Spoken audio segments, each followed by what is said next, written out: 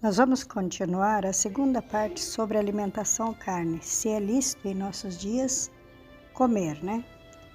Então diz que aos que procuram abster-se daquilo que é declarado ser prejudicial à saúde e deixam de suprir o organismo a nutrição apropriada. Em consequência, tornam-se fracos, incapazes de trabalhar. Assim é difamada a reforma de saúde. Então, muitas pessoas ouvem falar que devemos deixar de comer carne, que prejudica a saúde, né? E eles deixam de suprir com comidas apropriadas e depois eles culpam a reforma de saúde vegetariana que se sente fraco, não consegue comer. Mas olha aqui o conselho que dá. Quando se deixa o uso da carne, há muitas vezes uma sensação de fraqueza, uma falta de vigor. Muitos alegam isso como prova de que a carne é essencial. Mas é devido ao ser o alimento dessa espécie estimulante e deixa o sangue febril e os nervos irritados. Então, não é que você está se sentindo fraco. Muitas vezes porque você deixou de suprir com outros alimentos que vai te ajudar. E muitas vezes o sangue está tão febril que você sente aquela sensação de fraqueza. Mas quando passa, você vai se sentir que está bem. Ela diz aqui, ó, mas quando o seu organismo estiver limpo do efeito desse regime, não mais sentirá fraqueza, tá? Então, cada um tem que fazer a sua experiência. Para mim, foi quase uns 60 dias. Depois, eu não senti mais fraqueza, senti sabor pelos alimentos, né? Então, nós temos que aprender. Agora, uma pergunta que eu fiz, que agora eu vou mostrar aqui. Agora, por que mesmo não comer carne? Por que não comer carne? Por que não matar os animais? Vejam só o que a pena esperada diz. Porque a criação aguarda com ardente expectativa a revelação dos filhos de Deus. Porque sabemos que toda a criação juntamente geme, está com dores de parto até agora. E não só ela, mas até nós que temos as primícias do Espírito Santo.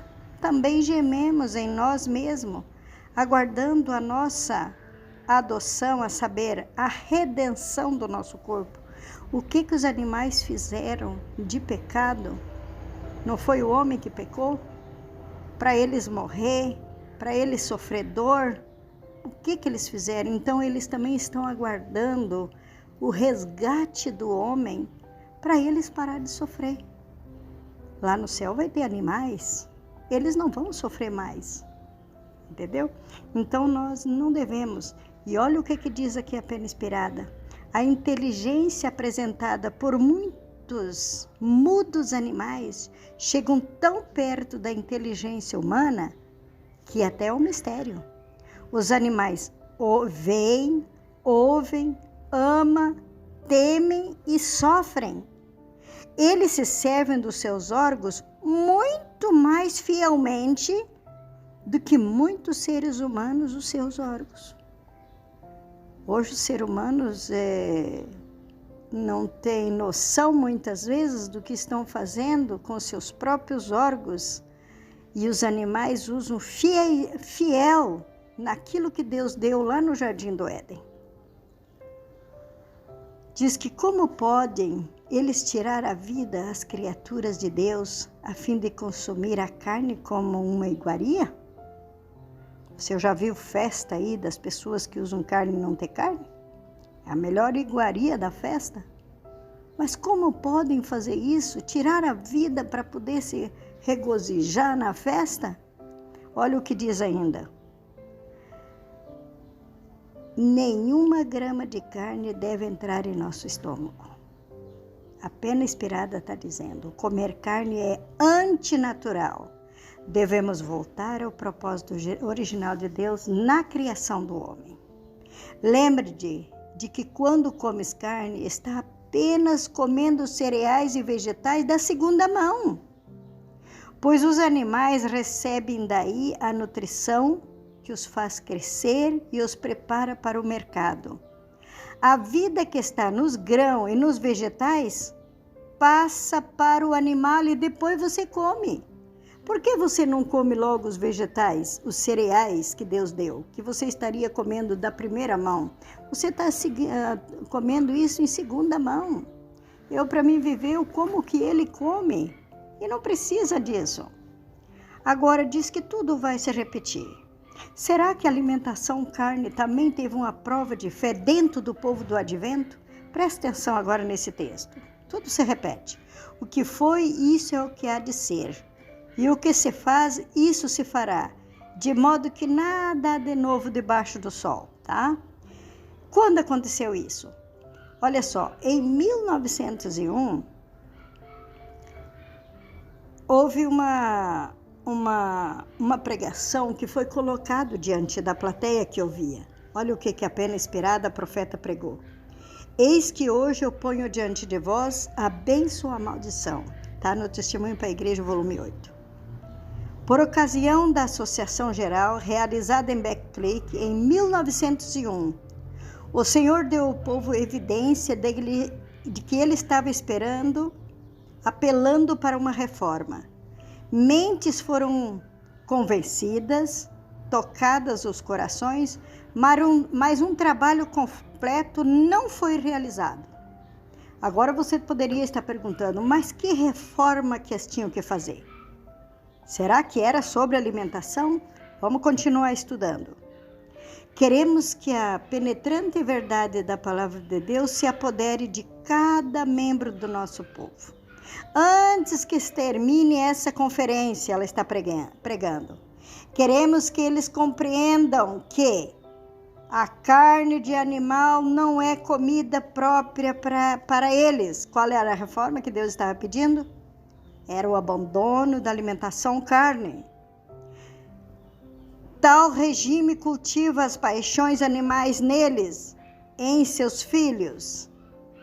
Então a irmã White fez um apelo que naquela ocasião estava colocando diante deles a bênção ou a maldição. E Deus estava apelando para uma reforma que era o abandono da alimentação carne. Em 1901 foi feito esse apelo numa conferência que teve em Beck Creek pela irmã White. Eles pareciam que tinham aceitado a mensagem, mas depois Deus mostrou para a irmã White que eles não fizeram a reforma. Quem vai ler esse livro pode ler lá que vai ver toda a história. Se os corações teimosos, olha o que ela diz, tivesse se partido em penitência diante de Deus, o resultado teria sido uma das maiores manifestações de Deus jamais observado. Deus teria dado o Espírito Santo para a Igreja Adventista. Mas eles não quiseram fazer uma reforma, como até hoje não querem fazer. Eles estão teimando em usar comidas impróprias para o corpo e aquilo que Deus disse que era para abandonar. Eles ainda hoje continuam comendo. É poucos os que tem lá dentro que abandonou. Mas o povo em geral não é ensinado porque os pastores ou ministérios não têm como prova de comunhão. Aproxima-se o tempo em que, por motivo da iniquidade da raça caída, toda a criação animal gemerá com doenças que amaldiçoa a nossa terra. Os animais hoje estão doentes. De manhã, às vezes, está sadia, uma vaca você tira leite, à tarde ela morre com doenças terríveis. Então o leite já estava tudo doente, então será tudo assolado. E como nós vamos comer esses animais? Tomar o leite, comer nata. As galinhas são tudo com hormônios que está estragando, eu digo mais uma vez, depois fala assim, nossa juventude não tem jeito, os pais dizem assim, eu não sei como que eu vou educar meu filho, não tem mais jeito. Ele mesmo é o culpado, comprando ovos de granja, dando para os filhos, depois não segura as paixões desenfreadas e aí eles culpam muitas vezes as escolas, a sociedade, mas a culpa está em suas mãos. Desculpa eu falar isso, mas é a realidade. Vocês devem ler para vocês saberem sobre o capítulo 8, 18, de Testemunho para a Igreja, volume 8, Lá vocês vão ver toda a história pedida para a Igreja Adventista fazer essa reforma, tá? Inclusive foi queimado a editora, foi queimado o escritório da Review and Review, foi queimada a faculdade e Deus mostrou para a irmã Ellen White que se eles não fizessem uma reforma, Deus ia queimar tudo. Em 2 anos, Deus destruiu todinho que tinha e eles não fizeram uma reforma. É muito triste saber tudo isso. Mas Deus dá um recado aqui. Ele diz que em nossos dias, essas profecias nós devemos ouvir e obedecer. E o que tu vais fazer hoje? Tu toma trigo, cevada, fava, lentilha, aveia, coloca numa vasilha e faz pão dele. Esse pão, Elias andou 40 noites e 40 dias. E 40 noites e 40 dias e não ficou fraco. Um pão tem mais ciência hoje do que muitos imaginam. E conforme o número dos dias em que tu te deitares sobre o teu lado, faça pão, porque Deus vai te cuidar, Deus vai te zelar. Então aqui eu estou deixando aqui a profecia aqui no final de Ezequiel, onde Ezequiel 4:5, que ele ficou deitado 390 dias, dividido pelo propiciatório, você tem aí 104 anos. O propiciatório ele dá 3,75 côvado, que côvado é o mesmo dia, porque a fase da lua e a fase do propiciatório é a mesma coisa. Os 3,75 dias da fase da lua é o mesmo 3,75 do propiciatório. Isso é um mistério que ia ser revelado nos últimos dias. Aí pega em 1914, iniciou o tempo para o último remanescente, mais 104 chegou em 2018, que iniciou o juízo dos vivos e iniciou o evento para a volta de Cristo, os 10 anos, também iniciou aí o tempo para alimentação natural, o original da criação. Por isso seremos chamados as primícias para Deus e para o Cordeiro. Aí vai os 40 dias também, que ele ficou deitado do outro lado. Você vai ver aí a medida do propiciatório, que é 3,75. Você tem aí 2018 mais os 10 e essa dízima periódica, você chegou em 2028, o tempo da volta de Cristo. Leiam todo o capítulo 4 de Ezequiel, que vocês vão compreender melhor. Eu falei que essa profecia para os nossos dias está indicando também a volta de Cristo, a alimentação e o juízo. Nós precisamos entender essa questão. Nós sabemos que esses 10 dias, esses 10 anos, nós estamos sendo passados em revista e em juízo.